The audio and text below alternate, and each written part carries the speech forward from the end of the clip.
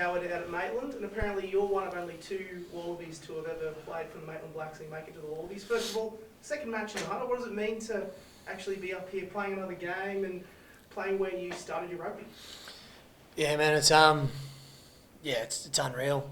You know, I almost was part of that 2012 test. I was in the squad, so close, and a long wait till 2020 to have another crack here, and it's just such a proud area. Rugby's bigger than people expect in the Hunter and in the Newcastle area, so to be able to come up here for a bit over a week, the boys were all out at the Wildfires game. Heard great reports from there, and it's just a buzz about town. The number of people that have just stopped us and wished us luck. There's obviously a huge appetite for rugby up here, so to be able to bring a test match up here, and like I said, not just flying for a test, but spend a bit over a week here and be able to mix and mingle. Got up there to the Maitland Juniors during the week, and they love that. And look, if it keeps a few kids in rugby, that'd be unreal. So, man, I'm pumped. I can't wait for Saturday. I've been chomping at the bit, but it's been an enjoyable week. Before Fiji, obviously you played against the Lions in WA and finally got on against them, and you got a try. What's your kind of thoughts and feelings, first of all, how that Lions game was and headspace, kind of finally getting that monkey off your back and actually finally getting on against them? Yeah, 2 weeks in a row of enjoyable weeks. So that was also unreal. Like they've come over with 40 or 50,000 people, following them. There was just a red army at most cafes, most pubs. There was a great buzz around the whole week. I think our training week was probably a little bit different to how a test may feel in terms of pressures. As a club side, it's you're not really expected to do to knock them off and do. So look, in terms of that, we just enjoyed that week. We had guys like Sam Carter playing their last game. Ollie Hoskins come back and do the full circle. Started in Perth and finish his career in Perth. There's a lot to feel good about. For me personally, to finally play them was unreal. But I know that it'll be very different. The Brits all week were very nice, but I imagine in a few weeks' time things might change a little bit. But look, it is awesome. The size of the event, like I said, the sheer numbers coming out. There's a real buzz about town, and as a player, you absolutely live for these weeks. I think back to a kid running around the backyard, just hoping that dreaming and oh yeah, I'm running out playing the Lions, and then you do it. You're like, kind of pinch yourself, right? Pivoting to Fiji, obviously last time you guys played them was that match in 2023. Is there a kind of a feeling of unfinished business? It's kind of going we need to kind of get the monkey off the back about Fiji, or is there kind of a different approach now? Because obviously you guys play them a lot more with the Drew side in Super Rugby and kind of that feel to it. What's the feeling going into this match? I think there's a different approach, just given it's a different squad, different coaching staff, different everything. So, obviously that was the result 2 years ago, but I think, speak personally, coming into this environment, it's not something that's spoken about. They're very forward focused, and I guess a lot is on us. We control what we want to control, and if we can nail our fundamentals as a team, we're going to put ourselves in a good position to have a result on Sunday. For yourself, Dave, first time back in the side for more than 600 days, I suppose. 600? Yeah, apparently. Wow. Makes you feel old. Yeah. Did it feel that long? And also, I suppose, how hard have you had to work to get back, from your Achilles and calf injury? Has it felt that long? And how hard have you had to work to get back? The number makes it feel a bit longer, but it was last year was a difficult year for me. 24. There was points in that where the rehab wasn't sort of going. It wasn't linear, to put it simply. But I've obviously worked hard to get my body to a position where it can tolerate certain loads, and then obviously the medical teams in both the Tars and the Wallabies have been great in terms of we've progressively gotten better and better to the point now where there's a expectation of your training in Wallabies camp. You've definitely got to be able to perform in this environment, in a training environment, and I feel like I've been able to do that consistently, especially over the last week and a half, and the body's feeling good and ready to go. For yourself, like we were just saying, your last test was Fiji. A lot has changed in that 643, whatever it is, days. what to you has stood out as the biggest changes? Obviously, one being the coach, but amongst the team, what to you has been the biggest change? Definitely coming in, you could feel how connected the group was, and watching last year, you could definitely see it. I didn't even need to be in the group to see that. I think obviously the fundamentals of the game is something that Joe drives exceptionally hard, and he's probably one of the top coaches out there at doing that.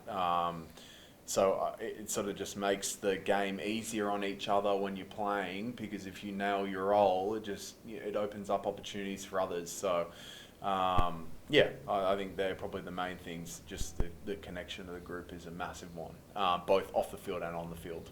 You've worn that captain's armband per se previously, but Harry Wilson has been leading the side, I suppose. What is it that, as players you see in him, and do you like his leadership style, and how does he lead?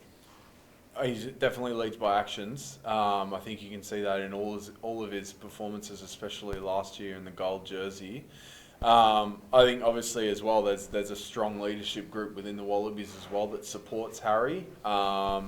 And not every leadership style is the same. So I think they obviously bounce off each other really well in that leadership group. So everyone's obviously supportive around him, and what he has continuously done is lead from the front, and I have no doubt he'll do the same on Sunday. Well, what at 35 keeps you going to make sure you're still a part of this international stage? It's a good question. I don't know, there's something in me that's just competitive. I think most guys you talk to maybe a bit over competitive, but at times. That is correct. Yeah. Like I still feel good. I want to compete, like in anything it is, and I want to be a part of this team, this group, in whatever role that is. I feel like I've still got a lot to offer, and until that, maybe that competitiveness may never die, and my body might be what gives up first. But until that happens, there's something in me that just wants to keep going. It's normally 5 years at least between Tests and Newcastle. Do you treat this as potentially a home farewell, or more emotional than potentially playing anywhere else in the country, given your ties in Maitland and your family are all there, and as you said, your Maitland Blacks Junior and all those things? Yeah, mate, to be honest, I've been treating any test I've been a part of for a bit over the last 12 months as potentially my last, and that's the reality of how strong the competition is around my position. I've got to play well, I've got to perform well, I've got to train well. So, with 5 years, mate, I won't be playing in 5 years. Do you think it'll be a bit more emotional? Will it be different? Look, I don't want to sound like a bit of a grump, but probably not. I'm just super focused on my role and just performing well for the team. What happens from that? I'll certainly, soak it up post-game. Awesome to have the fans on the field, be able to have my family come on the field. But it's not something I'll be thinking about, I guess, during the time when I'm playing. I'll be absolutely job focused, and that's just how I am personally. Sure. Afterwards, maybe I'll celebrate that moment and potentially get emotional. But for now, it's all about preparing well. It was a huge test against Fiji. Fiji, a great side, beat us last time we played them. So kind of obsessed with getting that role right. Last one for me, you mentioned it, but Scotland was a loss here, Argentina was a draw here. What are you got to get done against Fiji to make sure you get a win in Newcastle? Just exactly that, and Dave spoke on it. The fundamentals of the game, our own job, and I'll certainly be, we've prepared really well. A lot of the focus is on us just because of the short runway we have into this first test. Obviously studied a bit of their players and their traits, and we play against the Drua, which a large part of their team will be a part of, but a lot of it's been around how we want to play, a lot of continuation from how we were playing last year, and just really focused on the fundamentals around that game. And if we get that right, well then we make the game easier for others, and give ourselves the best shot of getting a result. So, like I said, that's where my focus is, and then everything else will look after itself. Dave, early signs suggest the Lions haven't got too many sort of chinks in their armour, but do you think the scrum is one area that Australia can dominate? It's hard to say because they're still building combinations, and they're coming up against. I I think the provincial sides that have scrummed against them have done pretty well. I think you can see in all areas of the game in that second half is where the Lions seem to be taking advantage of the provincial sides, and just because of the depth that they are coming on. So for us, I guess the foundation of our game, anyway, especially at test level, has to be set piece. So if you've got a functioning line-out more scrum, and you can compete and have an edge in that area in any test match, you're going to put yourself in a good position because you've got a foundation. And I think you can obviously see some of the athletes that we've got in this team. You're unleashing them. So yeah, I think if we can nail a set piece in any test match, I think we're going to be in good stead. Given the sort of the stocks you've got, Belly on the bench, Taniel hasn't even made the squad. Is this the best sort of collection of front rowers that you've seen in the Wallabies for a while? Yeah, definitely. And just the ability to and want to get better and progress. I look at someone like Zane. I was involved with Zane 2 years ago, and just to see the way he's developed over the last 2 years, Belly the same. So you've obviously got Chrono in here that works tirelessly on making sure that they're prepared. And most importantly, they can fault correct on their own. They don't need the teaching out there. They can start to develop the understanding to actually fault correct themselves when they feel it in training, and then you get that consistency and you start nailing it in a game. And I think, someone like Zane, you look at his year, he's had a cracking year, and his set piece has come a long way. Why do you just on tests in Newcastle, I suppose, being a country junior yourself, how important is it to bring tests to regional areas, not only like Newcastle, but other places in the country to grow the game? Yeah, like it's, you nailed it there. Like it's really important to have these tests up here. Like I said, there's a real appetite for rugby up here. There's a lot of rugby in the Hunter and Newcastle, and a large number of people. So if we can have a test up here, and like I said, spend the week or so up here, it's just those few little moments that can maybe keep a kid in the game. Certainly, I can remember the moment. Phil Warren, Nathan Gray came up. I was about 12 years old, and it was just a couple of words from Nathan Gray, and I just was absolutely in love with rugby. So, if we can have a few moments like that and keep a few kids in, maybe a few Wallabies down the road come from the Hunter as well. Nick, the NRL are coming to Perth, obviously, with the Perth Bears. How do you think that's sort of going to impact on the Western Force? Oh, mate, I've not thought about that at all. Yeah, I'm not sure. There's a huge number of people over there. So, yeah, I don't know. Here's my answer to that one. And to be honest, sorry, I've just been focused on Fiji this week. We've got the British and Irish Lions, and that's just where my focus is at the moment. Yep. Simple metered, sorry, mate.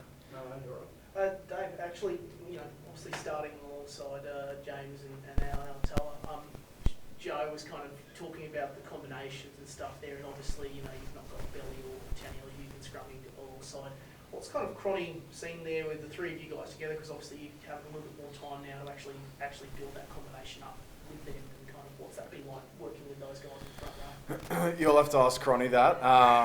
But yeah, obviously we've had some, we scrummed together a lot in that 22 year as well. So we've got sort of a general understanding of what we're after. So for us, it's a great challenge, in a short lead up to a Fiji game. How do we fast track that? How do we make sure that we know exactly what each other needs?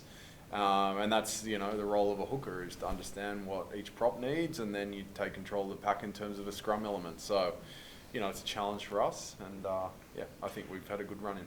Yeah, on the Newcastle question, obviously you're kind of an outsider coming in a little bit on the playing test matches up here and stuff like that. What's kind of your feeling actually being up here for a week, getting a sense of the rugby voice and the rugby language up here, so to speak?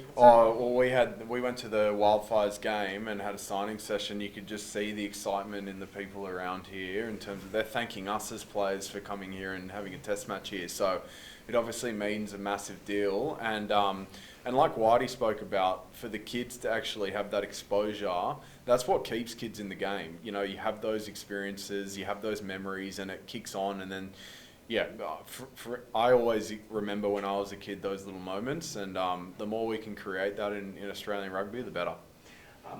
Last one for me. It's obviously, of course, you've got this match this weekend. focusing on getting a job done with Fiji, but of course the Lions are hanging around in the background. You've got the Force boys coming in, you've got the Reds boys coming in, who've already had that experience. Les has literally already been handing out advice to Joe in the media. Kind of what's that headspace been? Because you kind of got that outside influence coming in. You're thinking about, okay, well, this is what we know the Lions are doing from the players who've been on the ground. What's the headspace of how we do that sort to make sure we get a job? My headspace is that Fiji don't care that it's a Lions series coming on. So the most important thing for us is to perform, and we've got a test match ahead on Sunday. So that's the most important thing for me. Nick, as a halfback, it's your job description to be chirpy on the field, and you always have been. What's the lowdown on the Lions when you played them the other night? Were they engaged in banter? Did they sledge you? Did you sledge them back? Was there much fun on the field? Great one-liners from them? Nah, it was plenty of fun, but it was all just very job focused. With Andy Farrell and Joe, they're very similar in that, like, as a player, your job is to do your job, and there was none of that. Not even Pollock? Nah, mate. To be honest, if you saw that Force game, like the balling play in that first half we were all just searching for oxygen, and Ben O'Keefe included. So, mate, it's that's just footy for now. Is this a team you can be friends with, do you think, or is it that the stakes are too high that you're more than Oh, look, maybe we'll be friends at the end of the series, but there's certainly there's none of that sort of animosity towards anyone in that group. They're looking to win. We're looking to win. Stakes are high. Tensions will be high. There'll be a lot of pressure. That's a Lions series, but no, mate. It's I'm sure we'll find the appropriate time to have a beer. Like they're good blokes.